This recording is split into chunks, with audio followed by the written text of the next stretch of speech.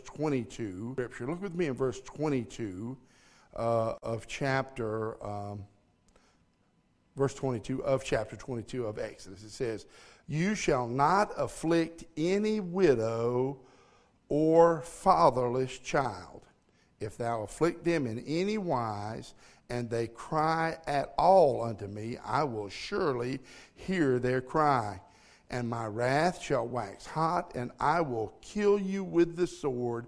Your wives shall be widows, and your children fatherless." That's pretty stout if you think about it for a minute, isn't it? It gives the punishment, it gives the crime, and it expresses them together.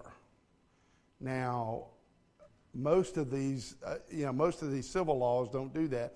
This one does. Okay? And it tells you what's going to happen to you if you afflict a widow or the fatherless. And we understand them to be orphans. Okay? Why do you think the punishment? Because what's the punishment? It's death. And it ain't just death, it's what? I'm going to kill you. Your family is going to become widows. Your spouse is going to become widows. Your children are going to become fatherless. Why so harsh a punishment?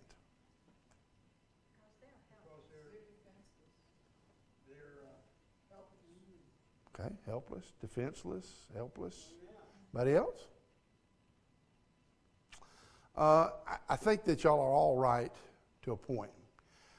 Because what you need to understand is that in that time period, and in some places in the world today, women cannot own property. Amen. So if they cannot own property and something happens to their husband, what happens to the family? They have no way, you know what I'm saying, to be able to fend for themselves, right? And if it happens that the husband is killed unexpectedly at a young age and there's 3 or 4 children, if somebody doesn't remarry her, not only may she starve to death, but who else? The children as well. That's exactly right. So not only is it the children, but what about the orphans? Same thing. They didn't have any rights either. So if the father died, the mother couldn't inherit the property. It went to another family member, right? What chance did the child have of ever having anything? Nothing. You see it? Do you see how destitute these people can be? That's why that garbage dump thing wasn't so out of hand or so severe. So they're totally at the mercy of society or of the culture. Okay? Now, orphans are adopted to become part of the family. They are chosen by their adoptive parents. And there's a reason that I put this in here. Because we, as God's children, are adopted. We're adopted into the family of God. We weren't born into it. We don't have any rights in it other than what God has given us. And that's the same way these orphans are. If the parent goes in and says, or the adoptive parent goes in and says, this is the child I want for whatever reason, they've chosen them. Okay? And that makes a relationship with an adoptive family, I think, even much more special than even birth. You know what I'm saying? I mean, because when you give birth to one, guess what? You know what I'm saying? Picking on you, son. Smile. It's all right. Okay? It's going to be okay. So you don't really have a choice, do you? But when you adopt one, guess what? I was talking to a lady at the restaurant up there after the pastor's meeting, and she knew one of the preachers up there. She went to Second Baptist, I think. And she had a child with her, and she said it took her 18 months to complete. She'd been fighting for this child for 18 months to try and get it done. You know what I'm saying? And so it's one of those things that you know, it's a very special relationship between an adoptive family and the children that they adopt, because they didn't have to take them. You know what I'm saying? But they chose to. All right? I want to just stick that in there. God does have a heart for the poor. Listen to this. This is in Deuteronomy chapter 26, verses 12 and 13. It says, when thou hast made an end of the time, I'm sorry, let me get this thing where I can see it. When thou hast made an end of tithing all the tithes of thine increase the third year, which is the year of, I don't know why I can't get this thing to where I can see it. I don't know. Yeah, it's probably going to be the best thing. I can't get this thing to cooperate. All right. Which is the year of tithing, and has given it unto the Levite, the stranger, the fatherless, and the widow, that they may eat within thy gates and be filled. Then thou shalt say before the Lord thy God, I have brought away the hallowed things out of mine house. I also have given them unto the Levite, and unto the stranger, to the fatherless, and to the widow, according to all thy commandments, which thou hast commanded me. I have not transgressed thy commandments, neither have I forgotten them. Okay? Now, their instructions are, it isn't enough to just tithe, but what else are they supposed to do? They're supposed to make provision for the stranger. Is that not right? For the widow and for the orphan. Is that not right? So that they would have an opportunity to eat and be filled. Now, think about it for a minute. These folks live primarily in an agrarian society, which means what they have to do almost every day that the sun shines is try to provide food to eat. Now, you know, you think back to that, you think back to some of your raising, some not. You know, there was a day and a time when you just didn't run up to the pantry and snatch out, some Chex Mix and fall in on it. There was a time when you didn't, just terrorize the freezer and get you some ice cream out and Gobblesaurus Rex it. There was a time when, most folks didn't even, I can remember my grandparents ate very little meat. And what meat they did eat was pork. You know what I'm saying? But they ate very little meat.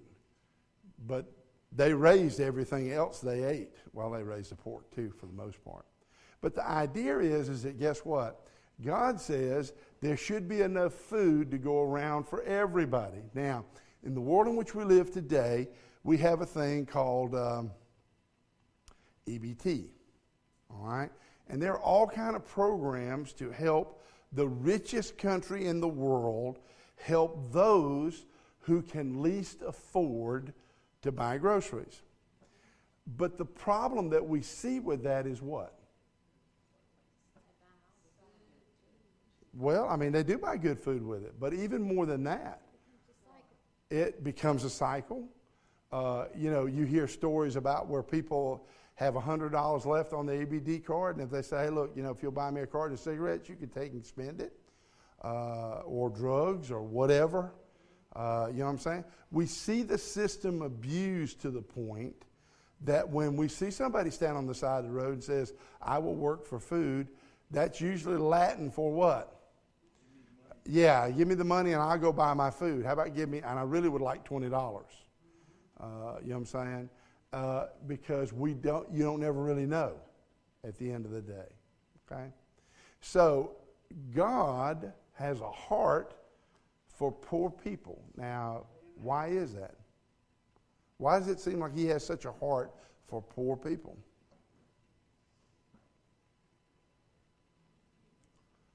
Because who else do they have to depend on? You know what I'm saying?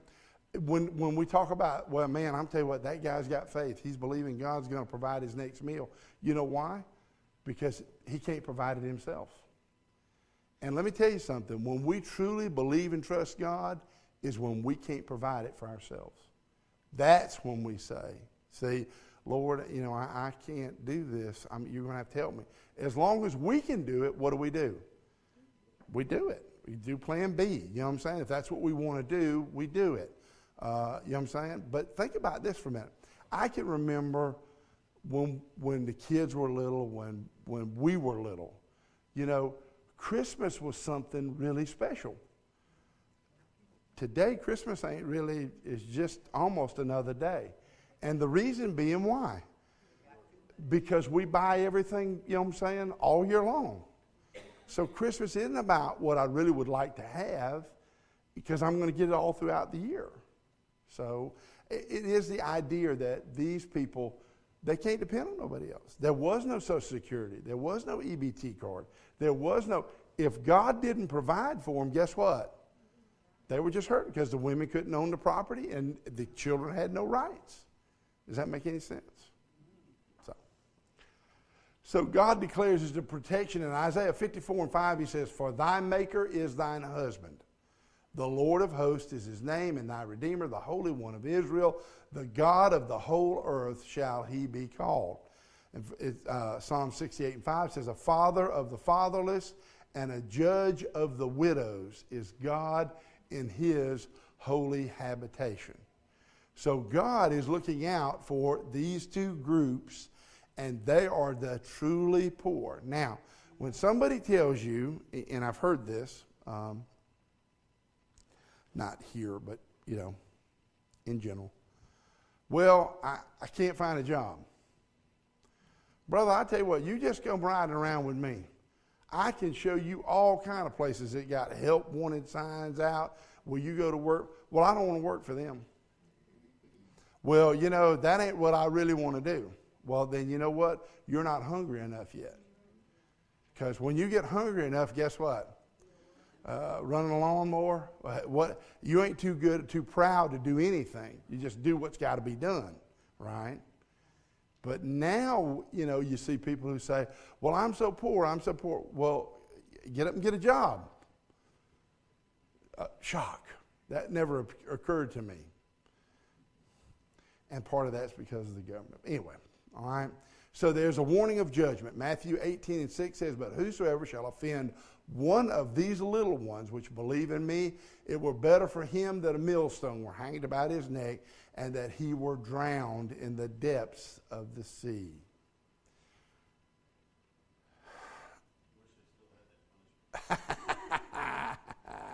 Well, here's the deal. How many times have you seen a child, right, who was told, "Well, you're not going to go to church if you don't do this. You can't go on Wednesday night. I know they're going to be playing games and stuff, but, and we use church or not going to church as a punishment." I forget who it was. Somebody was telling me, said, "This Wednesday night stuff's killing us." And he said, I said, "Yeah, the secular world just don't have no use for Wednesday." He said, no, this is a church league that's playing on Wednesdays and Sundays. And I thought to myself, Matthew 20:23-14, "Woe unto you, scribes and Pharisees, hypocrites, for you devour widows' houses for a pretense, making long prayers. Therefore you shall receive the greater damnation." All right? When God says, don't afflict them, he means don't use them. Don't beat them up, okay? Because they have enough of their own things that they're going through, all right? Now we go to this next one. This is usury, verses 25-27, all right? Look with me in verse 25. "If thou lend money to any of my people that is poor by thee, thou shalt not be to him as a user, neither shalt thou lay upon him usury. If thou at all take thy neighbor's raiment to pledge, thou shalt deliver it unto him by that the sun goeth down. For this is the covering. For this is his covering only. It is his raiment for his skin, wherewith shall he sleep. And it shall come to pass, when he crieth unto me, that I will hear, for I am gracious." Okay? So now, what is in view here? I got the people up there counting money, and I got the money with the mousetrap. All right? What is usury?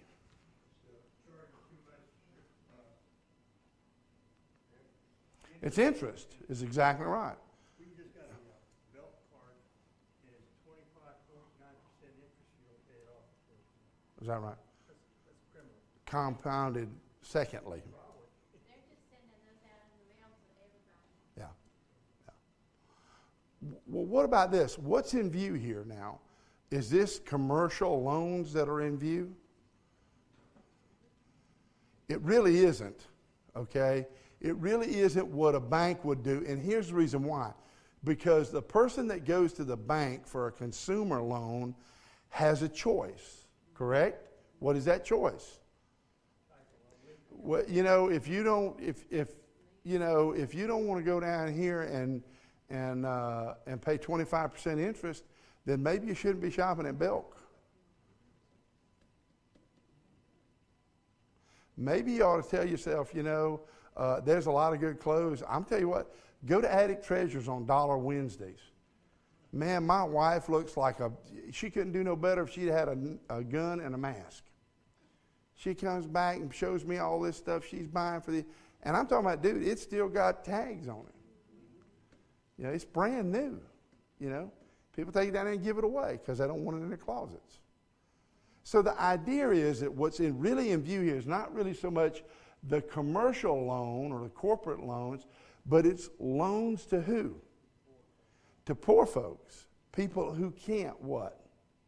Afford it. Now, if you want a primary example of this, if you will go back to the sharecroppers setup in the United States, all right? Most of those places, well, all them places, had a company store, okay? And at that company store, that's where the sharecropper bought everything for his family while he was waiting on the crops to come in. Well, when the crop came in with the interest, what happened? And if it was a good crop, right? If it was a good crop. Is it 10 till yet? Even if it was a good crop, right? If he took too much, what would happen? He couldn't pay it off. He would owe the interest, and the interest would carry to next year's crop. Well, what would happen if the bugs ate it up or it didn't rain? Now what's happening to him? Just like credit cards. If you don't pay them off, now they got a thing that's truth in lending where they say, oh, if you pay the minimum on this, in 140 years, you'll pay it off. But people don't realize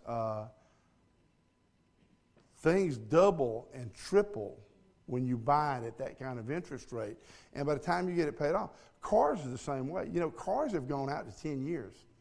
You can finance a vehicle for 10 years now. Now, that's just absolutely ridiculous. That's exactly right. Well, here's the deal. What happens at the 10th year? There's nothing left of what you just paid for 10 years.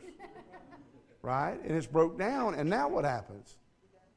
You got to do something else and pay for it for another 10. Yes, ma'am. Okay, well, several years ago back, we were looking at home loans, and we were figuring out the payments and everything and how many years you had to pay and all this. By the time we figured out everything you had to pay monthly and stuff like that, it ended up you paid for the house twice. Oh, yeah. Very easily. Well, here's the deal. I mean, how many people have you met that have 30-year fixed mortgages? 30 years, brother, it will easily over double. But if you're a person of moderate income, sooner or later you're gonna have to borrow something. I mean, you know what I'm saying? But the thing is what happens is when you do it on credit, you tend to buy more or better. You know what I'm saying? Well, man, I'm tell you what, it's got to have heated seats. If it ain't got to have heated seats, I don't want it. When you're paying cash for it, it's something different, isn't it? Uh-oh. This whole concept of usury, as it relates to the poor, if you get involved in it very much, you'll be poor before it's over with, because the interest rates are just ridiculous, and as you try to get ahead, you never can quite step beyond that. And so, like I said, God warns against it, and He says, "Look, I'll tell you something. Don't do my people this way." Now, when we see people loaning to, and I give you another example. Anybody ever heard of Title Pawn? Where you take your $40,000 car that you're paying on for 10 years and they give you $6 for it. And they say, well, we'll hold your title. And the first time you stumble on the $6 payment, what happens? We come into your house to get your car. That's exactly right. So you have to be careful with it. But I went to say this, why poor folks specifically? Why does he just talk about? He doesn't talk about the landowner. He don't talk about the person who's got $1 million in the bank. Who's he talking about? The people that ain't got no safety valve to begin with. Now, years ago, families used to kind of look out for one another. Now that doesn't happen anymore, and sometimes a parent would front you the money to buy not $100,000 Mercedes. I ain't figured out yet why anybody would want to buy one of those, but still, we get you something. But most families can't do that today. You know why? Because the parents are so far in debt that they can't help the kids because they owe so much money for everything around. And that really is it's more a thing of stewardship than it is usury. But still, God warns against it. All right. Remember, He's got a heart for the poor. Right. Those who enjoy God's blessings must see that the poor and the needy are looked after. God expects that from us. I believe He expects that from us now. We have people that come to the church from time to time. It doesn't happen all the time, that are truly in need, and sometimes we're able to help them, sometimes not. But we take that role very, very seriously, and we all should as God's people. All right. Now, God expects His people to be compassionate and merciful. Okay. Because guess what? When you look at that person, what must you always understand? That could be me, and I'll be quite honest with you. I was talking with the Association of Missionary yesterday, and we were talking about people and the decisions that they make, and we were talking about primarily millennials. You know what I mean? And he said most of them really can't give anything. They have no giving power because everything they got's tied up in something else. So when it comes bad economic decisions, so that when it does come time to tithe or give, they're not able to do it. And then we all look around and say, well, why is offerings going down? Well, because the workforce is living more and more from paycheck to paycheck. And what happens when you live from paycheck to paycheck? Not a good day, because you guess what's going to happen? Sooner or later, what's going to happen? The man with my love, it never failed. Of course, I'm not trying to tell you not to tithe, because I'm telling you, every time I did, we thought we were going to do something. Hey, we're going to fix that sink. It's been leaking. You know what I'm saying? We're not going to be able to tithe this Sunday. Oh, my goodness. 13 things in the house tore up all at once. Kids were sick. You know what God was telling you, don't you? Don't cut me out. If you're going to cut anybody out, don't cut me out. Let your German Sadies go back and all that other kind of stuff. I was thinking, I just sitting back there and watching Wayne back there, and we were talking about usury, and his boy's selling cars now. And I don't know if you've been to a car dealership lately to buy. When you go to McDonald's, they teach you a phrase. Would you like fries with that? When you're in the car industry, they say, where's your payment need to be? Where's your payment need to be? What's the problem with that? You ain't telling you what it's going to cost you. Where's your payment going to be? Y'all seen those cars? It's $100 down and $199 a month, right? That's a $11,000 car that you're going to wind up paying $30,000 for by the time you get done. That's exactly what it is. And what's going to happen is after you get into it, guess what you're going to find out? I'm upside down. I can't get out of it, And if you don't believe that, you listen to Larry Burkett and them people on the Christian radio about Christian financial concepts and stuff. You'll find out real quick. Let me tell you something. Having been in the automotive industry for 35 years, the very worst investment you can make is an automobile. That is the very worst. I don't care if it's a German Mercedes. I don't care if it's a BMW. The worst thing you can do is buy a brand new automobile. Because the second you drive it off the lot, you can't get what you paid for it. It depreciates that fast. It sure does. Sure does. So, anyway, we're going to stop right here. I made it all the way to 5 till. I'm out.